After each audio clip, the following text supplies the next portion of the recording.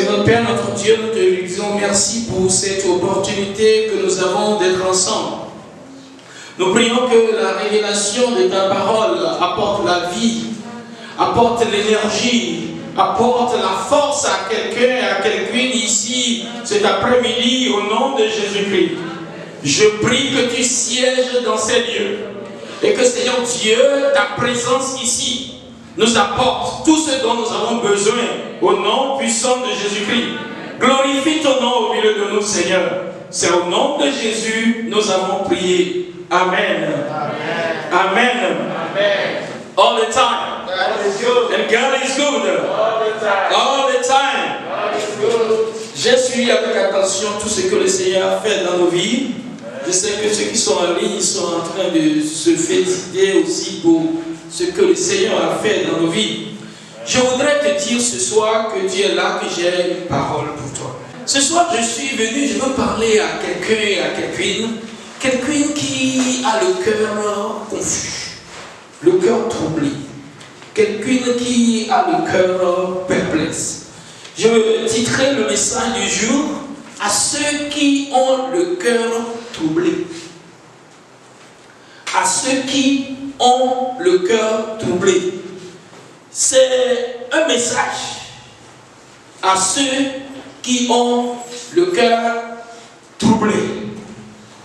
Un message à ceux qui ont le cœur troublé. Je lis dans le livre de Ésaïe, chapitre 35. Ésaïe 35, verset 4. Il dit: dites à ceux qui ont le cœur troublé, prenez courage, ne craignez point, votre Dieu, la vengeance viendra. La rétribution de Dieu, il viendra lui-même et il vous sauvera. Quelqu'un dit Amen. Dites à ceux qui ont le cœur troublé. J'ai un message pour quelqu'un qui a le cœur troublé. Il dit, dites à ceux qui ont le cœur troublé. Je veux parler ce soir à quelqu'un. Je sais que le Seigneur ne peut pas m'envoyer en vain. Il y a quelqu'un qui a le cœur troublé. Il est confus. Il est confus. Et il se dit beaucoup de choses. Il veut même se tuer. Il veut abandonner. Il veut démissionner. Il veut laisser tomber. Et je suis venu te dire, ce midi-là, Dieu l'a préparé uniquement pour toi. Dis-moi Amen pour ça. Amen. Il dit, dites à ceux qui ont le cœur troublé. Il a le cœur troublé. Pourquoi? Parce qu'il craint l'avenir. Il craint les menaces des hommes. Il craint ce que les hommes vont faire de lui. Notre Seigneur Jésus-Christ, avant de partir, il a lu en ses disciples des gens troublés, confus, perplexes. Lisez avec moi dans Jean chapitre 14. Jean 14, lisez le verset 1. Jean chapitre 14, verset 1. Que votre cœur ne se trouble point. Croyez en Dieu et croyez en moi. Quand les disciples ont su que très bientôt Jésus va partir, quand ils ont su que très bientôt il va rejoindre le Père, ils sont toujours avec Jésus, mais leur esprit est très loin. Ils avaient le cœur troublé, ils étaient bouleversés. Je ne sais pas quel message tu as eu et qui fait que tu es troublé, tu es confus. Peut-être que tu t'appuies sur quelqu'un et cela fait que, parce que la personne n'aime plus, tu as le cœur troublé, tu es confus, tu es perplexe, tu te poses des questions. Ici, dans ce contexte, les disciples avaient le cœur troublé. Tu sais pourquoi? Jésus était leur assurance.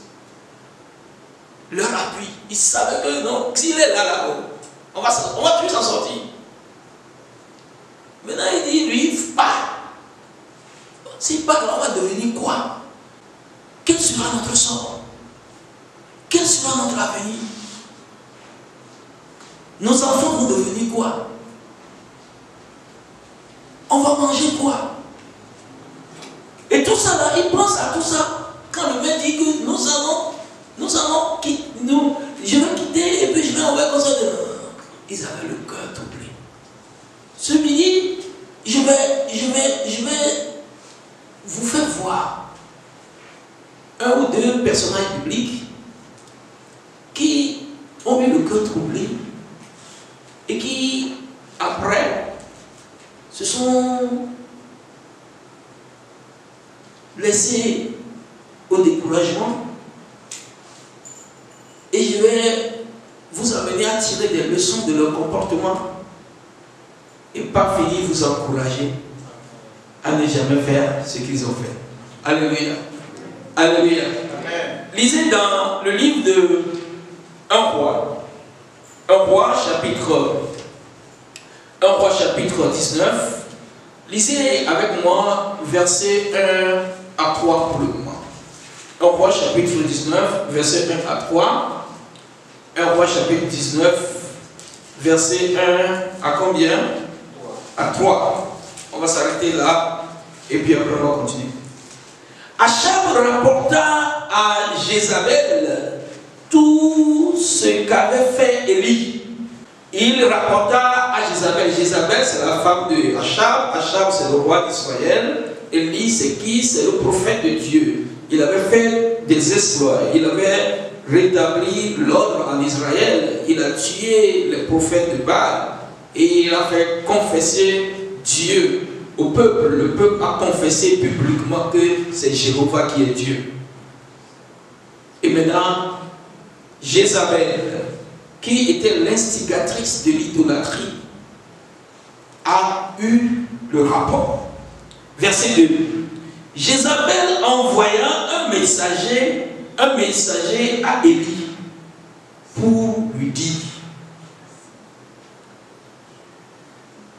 que les dieux, petit d,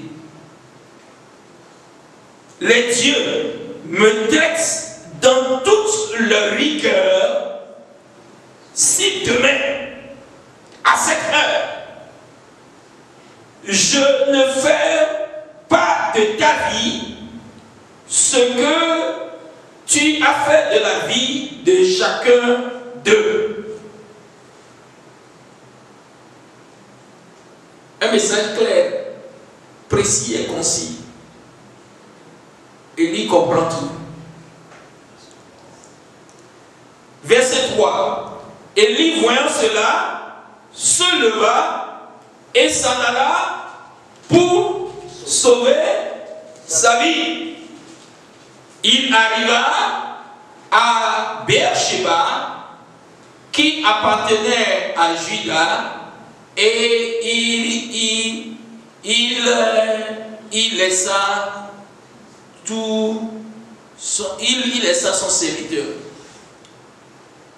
Verset, je lis le verset 4.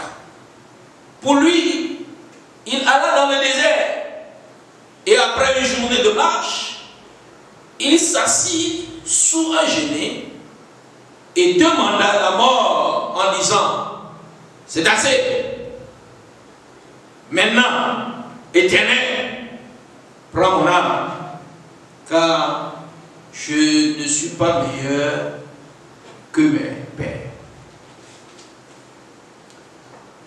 Dans ce passage, vous pourrez noter qu'est-ce qui a troublé Élie. Loin de Dieu, le prophète de Dieu, la fille de Dieu, le fils de Dieu a reçu un message.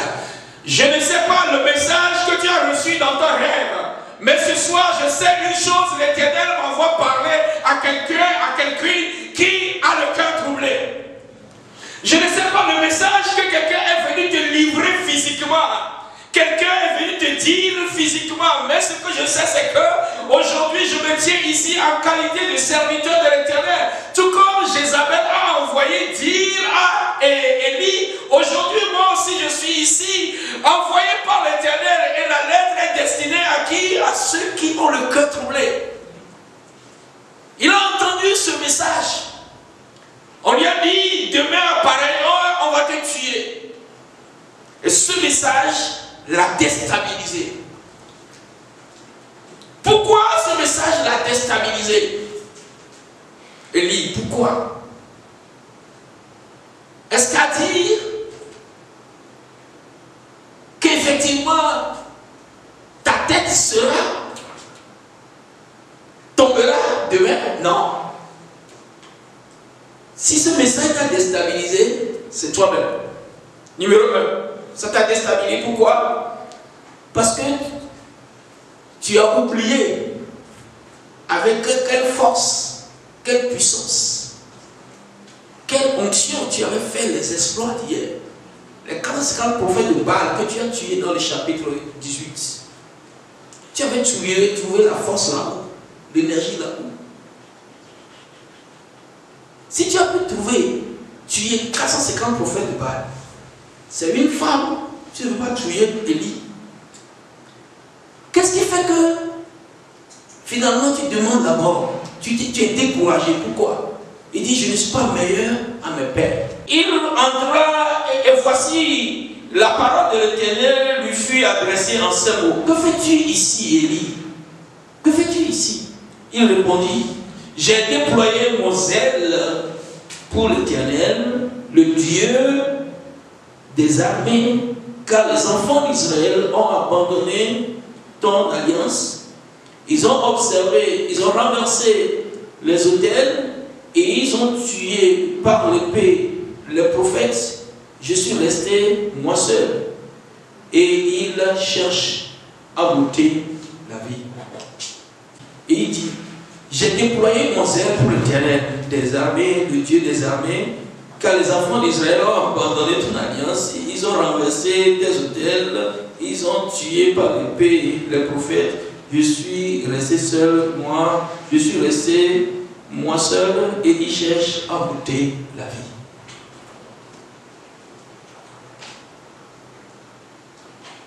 Élie, il faut te tuer, c'est vrai. Mais hier, si tu as pu utiliser le nom de Dieu pour fermer le ciel,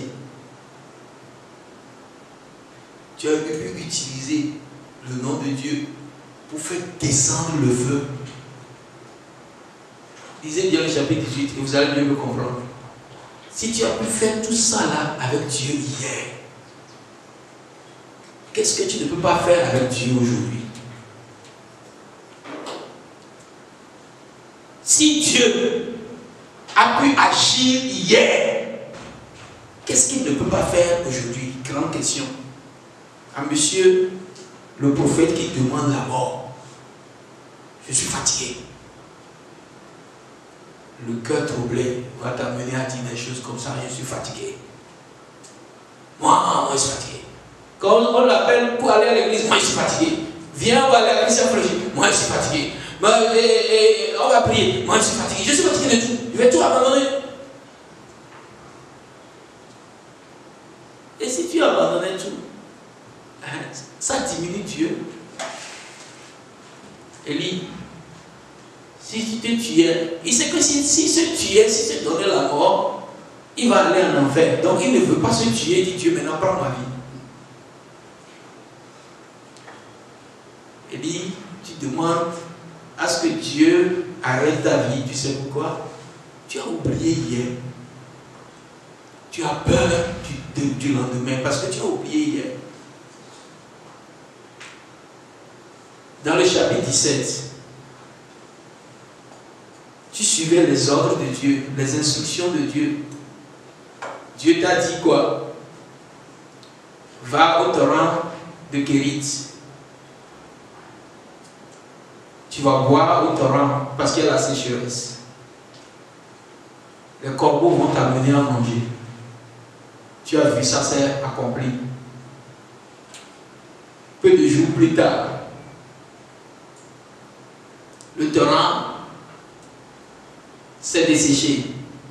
Dieu ne t'a pas abandonné. Il envoie te dire, quitte ici, va à Sarepta.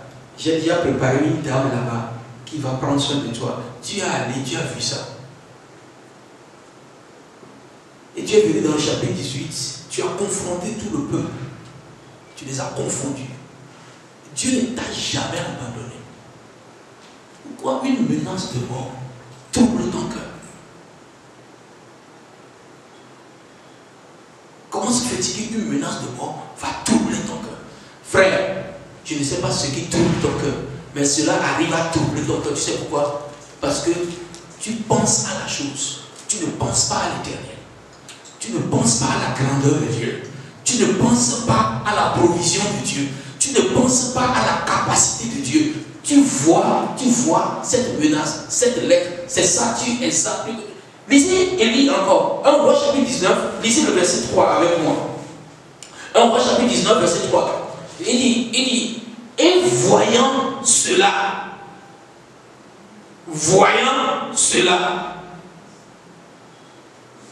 Élie, voyant cela, se leva et s'en alla pour sauver sa vie. La Bible a dit quelque part dans Matthieu chapitre 16, je crois, verset 25, celui qui veut sauver sa vie, va faire quoi? Va la perdre. Si tu veux utiliser les techniques humaines, les moyens humains, les stratégies humaines pour sauver ta vie, pour sauver ton foyer, pour sauver ton emploi, pour sauver ta position, Jésus dit tu vas perdre ça. Élie, si tu veux utiliser la sagesse humaine pour sauver ta vie, pour te délivrer de cette menace de mort, tu vas perdre ta vie. Et c'est la raison pour laquelle tu es allé demander la mort. Pourquoi tu es écrasé par ce message. Voyant cela, Paul dirait, nous autres, nous ne marchons pas par la vue, mais nous marchons par la foi. Quand tu veux ouvrir les yeux comme les autres collègues de service et analyser les choses comme les autres cousins de la famille, tu auras le cœur troublé. Je ne regarde pas à Jézabel, je ne regarde pas à la menace, je ne regarde pas à la personne qui me menace, mais je regarde à qui? Je regarde à qui? La Bible dit dans le livre de Hébreux chapitre 12 verset 1, ayant le regard sur Jésus. Je ne regarde pas à toi qui me menace, je ne regarde pas à la taille du problème, je ne regarde pas au défi, je ne regarde pas ce que quelqu'un dit, je ne regarde pas au challenge qui est devant moi, mais je regarde à qui? Je regarde à Jésus, le chef et le consommateur de votre foi. Lisez ça, Hébreux chapitre 12. Hébreux chapitre 12. Et vous allez apprendre aujourd'hui ne pas tomber dans le découragement, à régler le problème de votre cœur. Hébreux chapitre 12. Lisez le verset 1 et le verset 2. Hébreux chapitre 12. Lisez ce merveilleux passage. Et à partir d'aujourd'hui, votre comportement va changer. Personne ne va vous intimider dans la vie. Aucune situation ne va vous intimider. Rien ne vous intimidera parce que vous avez compris le secret. Et puis, chapitre 12, le verset 2, il dit, ayant le regard sur Jésus, le chef et le consommateur de votre foi, celui qui nourrit votre foi, celui qui donne la force à votre foi. Il dit, ayez le regard sur Jésus. Fixez Jésus. Fixez sa capacité. Élie, c'est ce que tu lui as manqué de faire. Tu voyais la menace. Tu ne voyais pas Dieu. Et c'est ce qui fait que le grand super homme que nous avons tous apprécié, tous loué, celui qui faisait descendre le feu, celui-là maintenant aujourd'hui, il est tombé très bas. Très bas. Ça c'est une page sombre dans la vie d'Élie. Je vais vous dire aujourd'hui, c'est un avertissement pour nous tous. Quels que soient les exploits que nous avons faits hier, tant que nous sommes dans la chair, il y aura des défis, il y aura des challenges, il y aura des menaces, il y aura des messages. il y aura des idées, il y aura des pressions. Mais vous ne devez pas avoir le cœur troublé. Et si vous ne voulez pas avoir le cœur troublé, le Seigneur me dit de te dire, dites à ceux qui ont le cœur troublé, je relis pour vous, Ésaïe chapitre 35, verset 4. Je vais vous montrer l'antidote et nous allons prier. Ésaïe chapitre 35, lisez le verset 4. Dites à ceux qui ont le cœur troublé, prenez courage, ne craignez pas. Prenez courage, ne craignez pas. Votre Dieu, la vengeance viendra. Et quand la dame envoie le message, prends courage. C'est que le Dieu qui t'a toujours délivré va encore te délivrer. Si Dieu ne t'a jamais délivré, au moins dis que le Dieu qui a toujours délivré ses frères qui témoignent ici chaque jour peut me délivrer. Le Dieu qui a toujours délivré les gens dans la vie, il peut toujours te délivrer. N'écoute pas ce que les gens disent. C'est le grand secret. Ferme tes oreilles à ce que les gens disent. Ferme tes oreilles aux menaces. Ce que tu entends peut détruire ta vie, te déstabiliser, te déséquilibrer. Ce que tu vois. Je vous donne l'exemple d'un autre monsieur ici. 1 Samuel chapitre 30. Vous allez voir avec moi pourquoi je vous dis de fermer vos oreilles à ces propos négatifs. Ça peut être vrai, mais fermez vos oreilles à ça. 1 Samuel chapitre 30. Lisez le verset 1. Lorsque David arriva le 3e jour à Tsiklag avec ses gens, les Amalécites avaient fait une invasion dans le Midi. Les Amalécites avaient fait une invasion dans le Midi. Verset 2.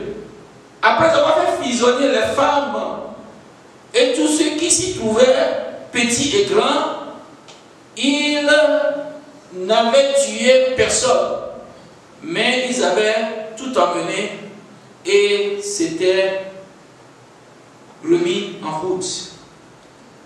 Verset 6. David fut dans une grande angoisse, car le peuple parlait de le lapider. Il a entendu une bonne parole, mauvaise parole. Le peuple parlait de le lapider. Je ne sais pas ce que les gens disent autour de toi. Le peuple parlait de le lapider. Je ne sais pas celui qui parle contre toi, mais j'ai un message pour toi ce midi. Je ne sais pas, mais j'ai un message. Ça, je le déclare avec assurance. J'ai un message pour toi ce midi. L'Éternel, ton Dieu, me dit de te dire, ne crains pas. Amen. Moi, l'Éternel, la vengeance, je me lèverai et je viendrai, je te sauverai. Amen. Il y a une bonne nouvelle pour ça. Les gens vont rapporter de mauvaises nouvelles. Hein? Mais moi, je suis là aujourd'hui pour une bonne nouvelle. Amen. Mon Dieu me dit de dire qu'il se lèvera. Que tu sois en ligne, que tu sois en présentiel ou pas, j'ai un message pour toi. L'Éternel dit qu'il se lèvera, il viendra et te sauvera. Amen. Pense à ça. Amen. Et n'écoute pas ce que les gens disent de toi. Verset 6, il dit, car le peuple parlait de lapider, parce que tous avaient de l'amertume dans l'âme, chacun à cause de ses fils et de ses filles. Mais David reprit courage en s'appuyant sur l'Éternel son Dieu. Je vais faire comme David. Ici, là, je ne ferai pas comme lui. Moi, je vais faire comme David. Quel que soit ce que tu as entendu, quel que soit ce que les gens ont dit, appuie-toi sur l'Éternel chose, c'est que quoi? Si je me décourage, si j'abandonne, ce n'est pas là la solution. Vrai ou faux? Quand tu dis que moi je ne vais plus venir à l'église, je ne vais plus prier, je ne vais plus... Et puis ça fera que quoi? Le sorcier qui veut tuer ta vie va prendre la fuite. Hein? Celui qui veut tuer va prendre la fuite. Quand tu dis que moi je ne vais plus rien, David, est-ce que c'est ça qui va faire que tes enfants vont revenir? Tes femmes vont revenir? Je ne sais pas où les chrétiens ont appris ces choses. Il y a des chrétiens qui disent, moi j'ai pensé me suicider. Tu vas te suicider, tu iras où? Tu iras en enfer, prématurément. Écoute mes frères, mes soeurs, écoutez. Dieu dit, il viendra te sauver. Amen. Maintenant, il te revient de t'appuyer sur l'Éternel. Quand vous lisez la suite de ce passage, quand David s'est appuyé sur Dieu, Dieu l'a sauvé. Dieu l'a sauvé. Et le Seigneur te sauvera si tu t'appuies sur lui. Mais si tu dis que moi je vais décourager, moi je vais mourir. Les anges seront contents. Les anges de Satan seront contents que quelqu'un veut mourir et veut venir nous rejoindre en enfer. Nous n'allons pas rejoindre les ennemis en enfer. Nous ne sommes pas de ceux qui se retirent pour perdre. Hébreux 10, verset 39. Nous ne sommes pas de ceux-là qui se retirent, qui se découragent, qui abandonnent, qui abdiquent, qui démissionnent. Non. Mais nous sommes de ceux qui ont la foi pour faire quoi? Pour sauver leur âme. Élie voulait sauver sa vie. Mais je ne sais pas pourquoi ici, là, ça t'a échappé, Élie. On sauve sa vie par quoi? Par la foi. Et en s'appuyant sur Dieu. C'est par là qu'on sauve sa vie. Ce n'est pas aller se cacher quelque part et dire que bon, je vais prendre acide, je vais prendre ciment, je vais prendre quoi pour mourir. Ce n'est pas avec ça qu'on sauve sa vie. Ce n'est pas en allant se cacher qu'on sauve sa vie. Mais nous sommes de ceux qui ont la foi pour sauver leur vie. Pense à ce qui t'a fait commencer la marche avec Dieu. Chaque fois que les gens viennent te troubler, pense à ça. J'ai osé le suivre parce que quoi? Il a les paroles de la vie éternelle. C'est pour la vie éternelle que je l'ai suivi. En fait, je ne l'ai pas suivi pour qu'il me donne une femme, pour qu'il me donne un travail. Mais je l'ai suivi parce qu'il a les paroles de la vie éternelle. Les disciples ont dit à Jésus, les autres abandonnent, mais nous on ne va pas abandonner. Tu sais pourquoi? Parce que tu as les paroles de la vie éternelle. Les sectes pernicieuses, les charlatans et tous ces gens-là, ils n'ont pas les paroles de la vie éternelle. Ils peuvent te donner peut-être l'emploi pour quelques mois, pour quelques années, mais ils vont te tuer plus tôt que le temps prévu par Dieu. Ils peuvent te donner de belles voitures et tout ça là, mais ils n'ont pas les paroles de la vie éternelle. C'est pourquoi nous ne retirons pas. C'est pourquoi nous ne tremblons pas quand ils viennent avec de l'argent. Tu as les paroles de la vie éternelle. Avant que tu ne prennes des décisions, écoute-moi bien. Ils ne vont pas te donner la vie éternelle. Nous sommes de ceux qui ont la foi pour sauver leur âme. Mon âme sera sauvée. Je ne serai pas perdu avec Satan en enfer. Non. Je vais sauver mon âme. Nous sommes de ceux qui ont la foi pour sauver leur âme. En face du découragement, appuie-toi sur l'Éternel. N'oublie jamais ce qu'il a fait avec toi hier. Pendant que tu te poses beaucoup de questions, n'oublie jamais qu'hier, il ne t'a jamais abandonné. Notez ce verset, vous allez lire. C'était une assurance que l'Éternel a laissée. Hébreux 13, verset 5. Je ne t'abandonnerai point et je ne te délaisserai point. Je ne t'abandonne. Élie pensait que Dieu l'avait abandonné. Il pensait que Dieu allait l'abandonner. Je ne t'abandonnerai point. Je ne te délaisserai point. Je ne sais pas ce qui te trouble, mais Dieu me dit de te dire, il viendra. ce midi descendra juste à cause de toi pour te sauver. On va se tenir debout, on va prier. Nous allons prier ensemble. Et vous savez pourquoi nous prions? Parce qu'il est tout pour nous. Il est notre appui. Il est notre force. Il est notre soutien.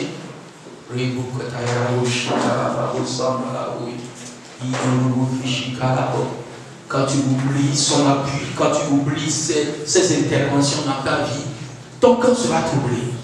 Quand tu veux analyser le message, on a dit que quand est-ce qu'on a dit que je vais mourir? On a dit demain, on n'a pas dit une semaine, on n'a pas dit un mois. Qu'est-ce qu'on a dit? On a dit que le coronavirus là, il a encore tué 1000 personnes. Donc il peut me tuer aussi. Hein. Il a tué les gens dans mon quartier, il a tué les gens dans mon service. Donc moi aussi je peux mourir. Pourquoi tu analyses ces paroles? Nous ne sommes pas de ceux qui se retirent pour perdre, mais nous sommes de ceux qui ont la foi en Dieu. Je veux que quelqu'un s'appuie sur Dieu. Dis Dieu aujourd'hui là, moi c'est sur toi je m'appuie. David s'est appuyé sur toi, il n'a pas été déçu. Moi je m'appuie sur toi.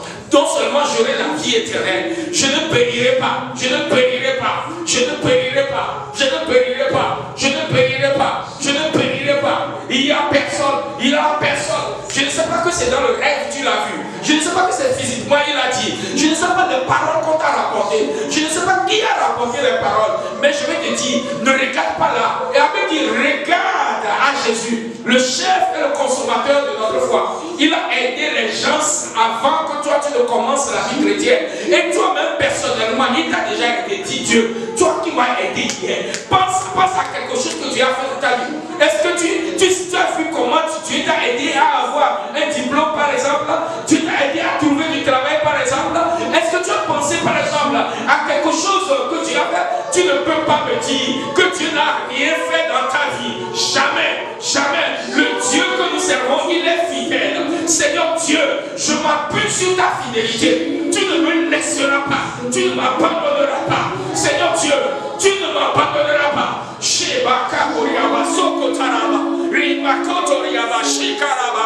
Nous nous appuyons sur toi. Nous nous appuyons sur toi. Dis Dieu, confesse. Nous sommes en train de prier. Priez, dis Dieu, je m'appuie sur toi. Je m'appuie sur toi. À ceux qui ont le cœur troublé. Et dit, l'Éternel votre Dieu, il viendra et il vous sauvera. Seigneur, tu me sauveras. Il y a des sorciers qui se sont levés contre moi. Il y a des méchants qui se sont levés contre moi. Il y a des personnes occultes qui se sont levées contre moi. Mais Seigneur, je m'appuie sur toi. Il y a Jézabel qui a dit que moi là, l'année 2021 ne finira pas.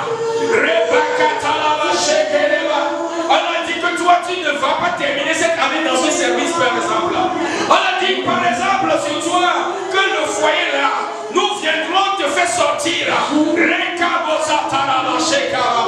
Je prie pour toi aujourd'hui que l'Éternel, le Dieu de vengeance, se lève pour te secourir, qu'il se lève pour voler à ton secours. Mon Dieu volera à ton secours. Mon Dieu volera à ton secours. Mon Dieu volera à ton secours. Il ne t'abandonnera pas. Il ne te laissera pas entre les mains des méchants, Seigneur. Seigneur, ne nous laisse pas entre les mains des méchants. Ne nous laisse pas entre les mains des méchants.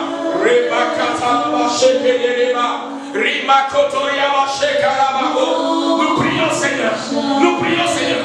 Les menaces physiques, les menaces spirituelles, nous les endurons ce midi. Ce qui a été décrété dans les réunions des hommes occultes, dans les réunions des méchants, Seigneur, nous les endurons ce midi.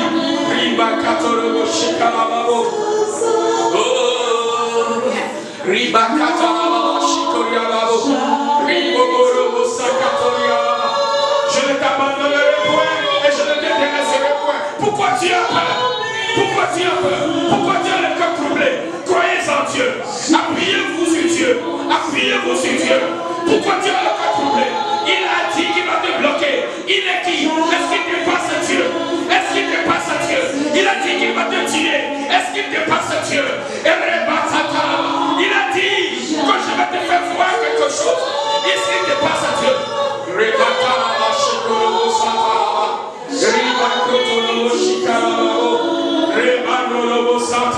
Seigneur, nous prions. In the name of Jesus.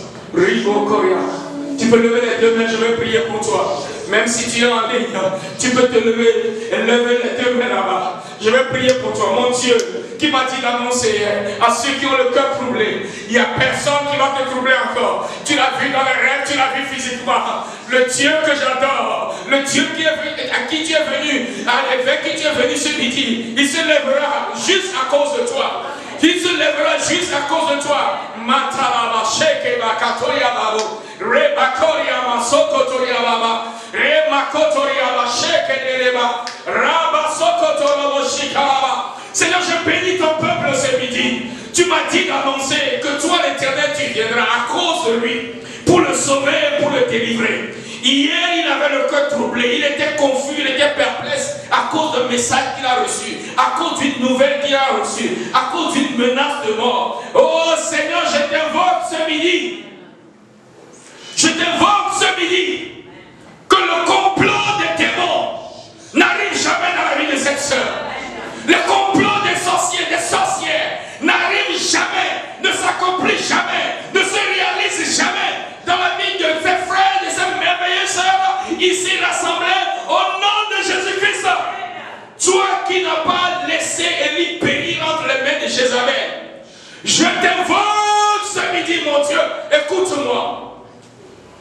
Ceux-ci ont le cœur troublé parce qu'ils voient que ce qui est arrivé aux cousins, aux cousines, ce qui est arrivé aux collègues est sur le point de lui arriver.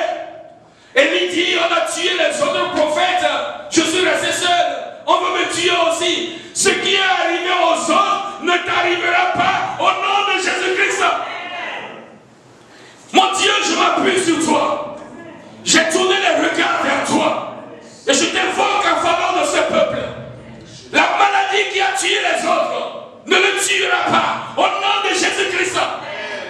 Le problème, les défauts, les sorciers, les situations qui ont oppressé les autres, qui ont terni les autres.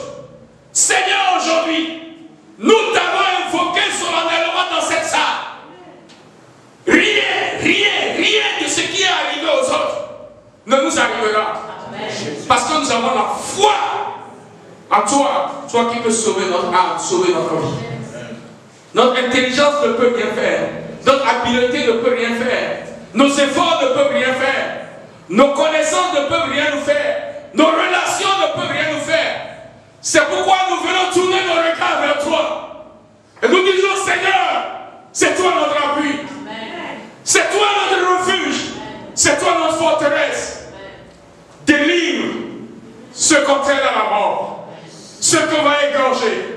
Délivre-les. Au nom de Jésus. Alléluia. Amen. Que Dieu te bénisse, mon frère. Que Dieu te bénisse, ma soeur.